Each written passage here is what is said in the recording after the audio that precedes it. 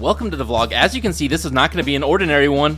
I'm up at 2:12 a.m. and I got the bug. I decide it's time to leave the comfort of a mall casino and go on a poker players extravaganza. It's 6:40 a.m. in the morning. I've been up all night working on vlog 61. I just finished, and halfway through I started procrastinating and I did something maybe I shouldn't have done. I booked a ticket to Vegas that leaves in 2 hours. I got a flight to catch, so let's pack up my bag and get the heck out of here.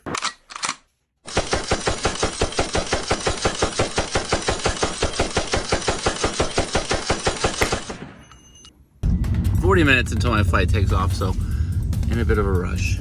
I'm lacking sleep, but I'm not lacking energy, and I'm going to do my very best to come home with more money than I came with. I'm going to be tracking all my expenses and hopefully inspire some of you to do a trip of your own. Flight leaves in 20 minutes. Just got to the airport. Let's do this. All right, just made it through security. Gate closes in 7 minutes. They barely let me through the gate. A quick impulse decision has now turned into a full-fledged adventure. I trade the ocean for the desert, and less than an hour later, Vegas is in my sights, touching down, and that's when it hits me. It hits me like a one-outer. I'm in the greatest gambling city ever created, where players for decades have come to take their shot, to claim glory, to become champions. Like Stu Unger, defeating the odds and winning back-to-back titles, or binking your car on the river to win the WSOP main event. The story of Johnny Chan and then Helmuth defeating him. Maybe one day soon I'll be able to take my shot for glory. The legends aren't the only monuments in Vegas, and inside these walls, I can roar like a lion. It's gonna take dedication, it's gonna take passion, but first, I'm gonna take a nice long nap. Apparently the room is not ready yet. It's not gonna be ready for another 3 hours, so sleep is not on the menu. Starbucks is. I'm trying to eat a little healthy, trying to stay fresh, and maybe a poker session at the Aria, headed that way. Let's see if I can win. I'm a little tired.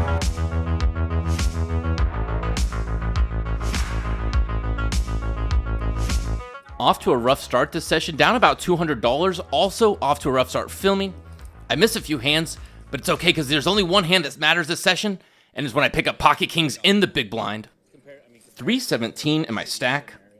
The middle position player is going to put it in a bet. He makes it 12, and it folds all the way around to me. I'm of course going to 3-bet, and once again I 3-bet pretty low. I'm just always nervous that they're going to fold.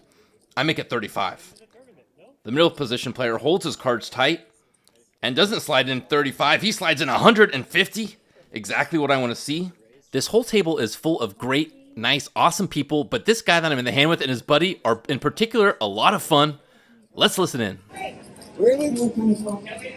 I've been here for 2 hours waiting on I thought I was about to lose all my money. Well, I still think I might, but 50-50 at this point. Heading for my masseuse about what saying. Oh, yeah, this is poker. Yes, sir. Huh? This is what? Well, I'm a poker cub right now. Working my way up. No, seriously, I enjoy your stuff. I really do. I watch it. I Really? every one of them. You watch it? I appreciate it. These are what I've been telling you. You need to be watching. Yeah, right. Is that poker? Is that poker beast? Yeah, we're gonna get it on the vlog. We're gonna get it. Get it on there. Okay, but I don't know if you need to see changes if I need them. No, I don't need it. You're the villain, by the way. Damn it! Yeah. You're the villain. Yeah, not now. A lot of faces. Yeah, let's see what happens here. There's queens in the I've deck. seen him do it before. Oh my God! Have you seen that before? What the? You put that on the blog. I think we got a thumbnail. About 20 minutes later, I get the call. My room is ready. Leaving the Aria poker room, squeaked out a little bit of profit, but now the room's ready and I have to go to bed. I'm exhausted. I've been up for close to 24 hours, so I'm gonna go hit the sack, gonna go get some food, and then I'm gonna go hit the film. The plan is to go to sleep, but sometimes plans change. Woo-hoo-hoo-hoo, baby. This is some serious luxury. Oh my goodness. Oh my goodness. Look at this place. The bed was looking comfortable, but right when I opened this window, I got smacked in the face with another burst of energy. Holy smokes. I mean, how am I supposed to get to sleep with this incredible view?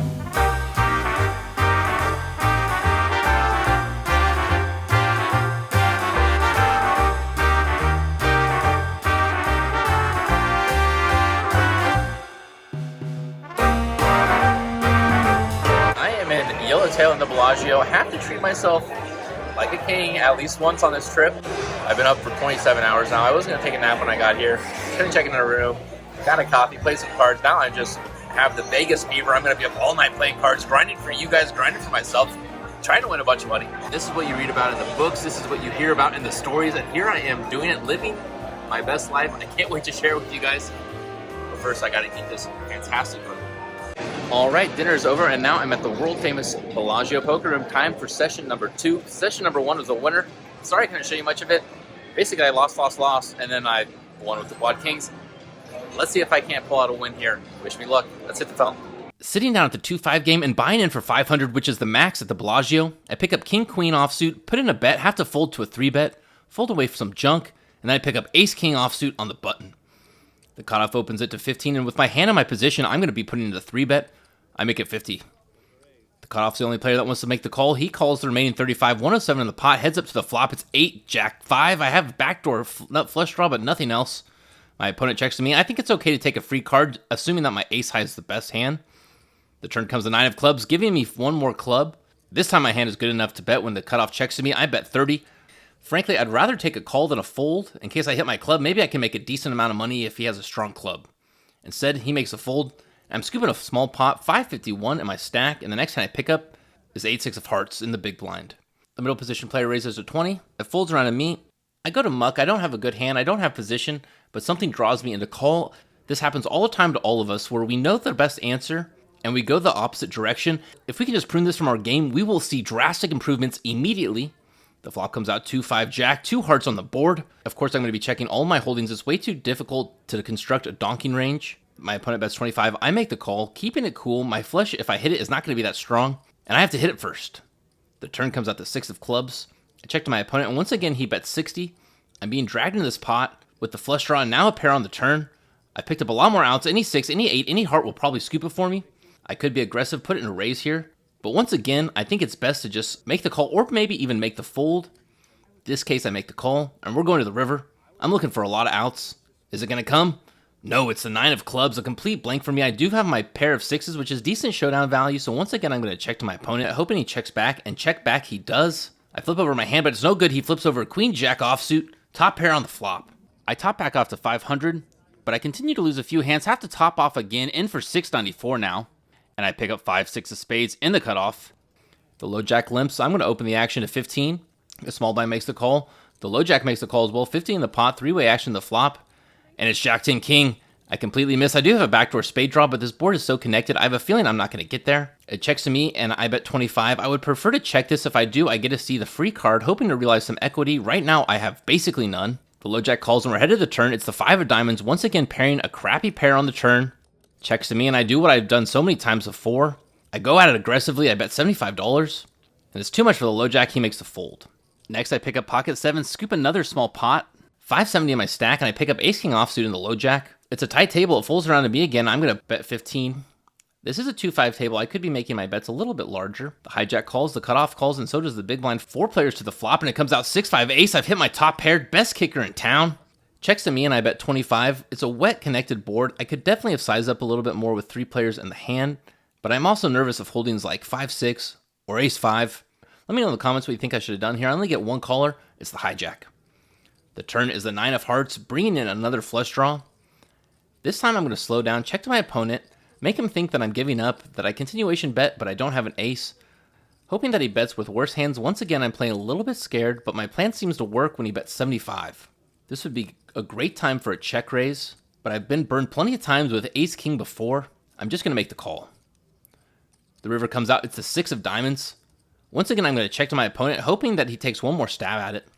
Unfortunately, he doesn't. He checks back, and he flips over a disastrous hand for me. Ace, deuce of hearts. Oh, my goodness. Because of the fact that I played like a scared little... I lost out a lot of value. If I would have re-raised him on the turn, he would have had no choice but to make the call, and I could have gone big. Still, I have 7-17 in my stack, and the next hand I pick up is pocket jacks in middle position. Folds around to me again. I open the action at 15. The button makes the call. The small blind defends. 3-way action the flop. And it's 6-queen-4. That's definitely a pesky queen on the board, but I still have a pretty strong hand. I'm going to check it through, though, since there's 2 players in the hand. It gets to the button, and he bets 35. The small blind, who's been the most aggressive player so far, decides to make the call, and also clearly a regular. I feel like a lot of the players at this table actually know each other. I actually kind of get the sense that I might be the only player there that isn't a regular. They all seem to be talking to each other by first name, etc. Of course, I'm going to make the call. The turn is the 8 of hearts. It checks through. The river, the 9 of hearts. It checks through once again. I show my pocket jacks, and the pocket jacks are going to be good. I'm scooping a decent-sized pot. 822 in my stack, and I pick up king jack of diamonds on the button. The middle position player opens to 20. I could put in a 3-bet here, but once again, I'm playing passively. I've noticed that the passiveness comes with the tiredness. The flop comes out, jack 7-3. I've hit my top pair, backdoor diamond draw. A fantastic flop for me. The middle position continues to bet out, 25. I'm just going to make the call. No need to inflate the pot here. The turn is the disastrous ace of clubs, a very nerve-wracking card. My opponent checks to me. I'm going to go ahead and check back to him, although I think this is a decent card to bet at. But since I have such great showdown value, let's just try to get to the river. The river is the 4 of spades. This time when my opponent checks to me, I determine he doesn't have an ace. Maybe he has a jack. I need to go for thin value. And so I bet 30. 30 is good enough for him. He makes the call. My opponent flips over jack 9 of spades. My king jack is going to be good. Scooping another pot, have gone on a little bit of a heater. I finally come back, booked a little bit of a profit. I think this is the perfect time to get up and head to my next casino. Success, 2 for 2. All right, leaving the Bellagio poker room, headed to the next card room. I'm not sure which one it's going to be. Maybe the Wynn, maybe. I'm just going to look and see which one is popping right now.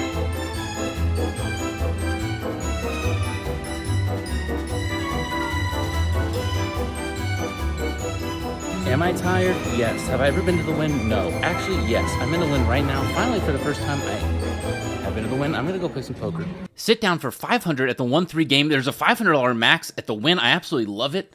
Pocket nines is the first hand I pick up in the hijack. I'm going to open the action. I make it 15. Only a small blind wants to come along. We're headed to the flop. 9 jack 5 middle set right out of the gate. And I can tell you right now, I already like the Wynn. It checks to me. I'm going to bet small. Try to lure him in. Hopefully he has a jack. I bet 25. He makes the call. The turn is the perfect card. It's a jack of hearts. Any jack feels great. Any flush gets there. And I hit my full house. I'm going for it this time when the small blind checks to me. I bet 75. If he doesn't have a piece of it, that's all right. But I'm going for his whole stack, making my bet size such that he's going to be pot committed on the river. He feels pot committed already. Says if he's going to call, he might as well go all in. And he does. He ships it 170 in the middle of the pot. I'm feeling great. I make a quick call. And the river's a 7 of clubs. It doesn't matter. I flip over my boat right away. And he mucks his hand, scooping the first hand of the night at the Wynn. 7-13 in my stack. The next hand I pick up his pocket sixes in the hijack. I'm just going to go ahead and limp. I never limp. I'm definitely blaming it on the fact that I'm a little bit tired and frankly just don't really care about my sixes. The button cares about his hand because he puts in a bump up to 21. I'm definitely going to call this. Now I'm playing like any other 1-3 player. Limp call fest. I don't like it. But I do like the flop. It comes out 3-5-4. As good as it gets for the sixes without hitting a set. The button leads out with a very dinky 1/5 size pot. Bet $10. That's not going to do it for me. Any card that comes out besides a deuce and a 7 is not going to look good on my radar. I make it 40. 40's too rich for his bluff. I figure he's got 2 overs, and he mucks it away. 748 in my stack. Explosive out of the blocks like Usain Bolt. And the next hand I pick up is another beauty. Ace 10 in the small blind. The big blind, a fan of the vlog, and a new friend, had said earlier, if it folds around to us, let's never chop. Let's have some fun. I say, sir, yes, sir. The low jack bumps it up to 12. The cutoff makes the call. It's no longer going to be mano-a-mano in the blinds. I should put in a 3-bet here. Once again, I'm tired. I'm not thinking straight. I'm just playing some casual poker, and I'm playing with some new friends. I'm just having a good time. 2 a.m. in the morning. I make the call. The big blind completes. 48 in the pot. The flop comes 6-3-7, which is no good for me, but no good for anyone else. It checks through to the turn, which is a 10 of diamonds. Now I'm sitting with top pair, top kicker. I'm going to put in a bet. I go with a measly one of $15. Only the big blind wants to come along. And the river is the 6 of diamonds, pairing the board. I go ahead and check to my opponent, and he leads into me for $35. 113 in the pot. I'm really not sure what he's going to be betting with here. This is probably a quick call, but I just have a feeling that I'm beat. Oh, God. Oh. In case you thought I had a flush. But you don't have one. You know what? I was going to fold, and then you showed me that ace, and so I'm going to call. He got me with one of the oldest tricks in the book. He flips over the 6. I'm kind of an idiot for calling that, but it's all in good fun. I scoop a few more very teeny pots. The next hand I get is King 10 of hearts. Not as good as the Ace 10, but hopefully with better results. The other player limps. So does the middle position. I'm going to put in a bet, as I usually do. I make it 15. Both the under the gun and the middle position player make the call. We're headed to the flop. 3 ways, 8, King 4. I hit my top pair. I have a decent kicker. No hearts on the board. But the middle position player donks out a strong bet of 40, almost a pot-sized bet. If you remember back to the Lodge livestream game, a player did this to me with top pair on the board with ace-king when I had pocket queens, and my spidey senses went off there too. They're going off again here. If someone donk leads into you, especially a big bet, it usually means they have something pretty good. I'm not going to throw my hand away just yet, though, because I have something pretty good as well. I make the call. The undergun player folds. We're headed to the turn heads up, and it's the 2 of spades. I'm totally fine checking here, but my opponent's not. He bets 60. This time, I really think he's trying to milk me.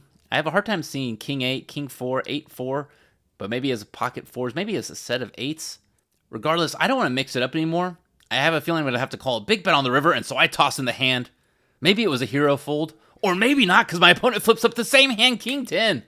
Good hand. I'll give that one to you, Mr. Alaska. You played me like a fiddle fair and square. I win a few more small pots. I hope you guys are loving this episode. Please help the channel. Drop a like on the video. Thank you so much. I put a lot of effort into this one. If you're new to the channel, welcome. Make sure you subscribe. I've got a lot of great content coming. Let's get back to the action. 735 on my stack. The next hand I get is king 9 suited. A similar hand to the last few, once again, just getting a little worse. The button limps in, and the small blind folds. There's only 2 of us in the pot, and it's all going to go to rake, so I have to juice it up a little bit, make something worth playing for, plus I probably have the best hand. I make it 18, and the button makes the call. The flop comes out 4, 10, king. I hit my top pair again. I check to the button. He bets out 20. I make the call. The turn is the 2 of clubs. Once again, I check to my opponent. He checks back, and the river is the 5 of clubs. My opponent only has $61 behind. I'm targeting his whole stack. I push him all in, and he quickly makes the call. He flips over his hand. It's ace 10, no good. Middle pair is not going to beat my king. I'm scooping another pot. I take down another hand, take some trash out to the curb, and then I pick up ace king clubs again. An absolute stunner. Glad I got a second chance with it. This time the middle position bets 20, and once again, I don't 3-bet. I've been up for about 34 hours straight. It's definitely taking a toll on my mental processes. I'm feeling fatigued. I just make the call. The flop comes out jack 8-3, but fix your eyes on those 2 clubs. I'm looking for one more. I'm going to continue betting. I make it 15. The middle position calls. And the turn gets me there. It's the queen of clubs, a beauty to see. A fantastic card because the straight gets there, and it's a high club, which means that if he also has a flush, the queen is one of the ones that he wanted to see. This time I bet out 40. The middle position player makes the call. And the river is the king of hearts. Once again, the middle position player checks to me. I'm not sure what he has. He did raise pre-flop, and so he could have smacked this jack, queen, king on the board with a straight, with 2 pair, maybe even with a set. I go big, throwing 5 greens, 125. My opponent decides he's just going to ship his whole stack in, 134. I make the call for the remaining 9, and he flips over ace 10 offsuit. River the straight, thought he was good. Thank goodness I milked him along to the very end so I could get his whole stack. I built my 500 up to 1,048, lose it down just a little bit to 985, and decide it's time for me to get out of here, book my 3rd win of the night. All right, a nice little cash out from the Wynn. What a beautiful casino, and what beautiful people in that poker room. I had such a fun time. I celebrate with a victory pizza, $481 total profit over the trip. I go to bed as the sun rises in true Vegas fashion, and I get to go home with my head held high. I came, I saw, I conquered. Thank you so much for watching. Kato out.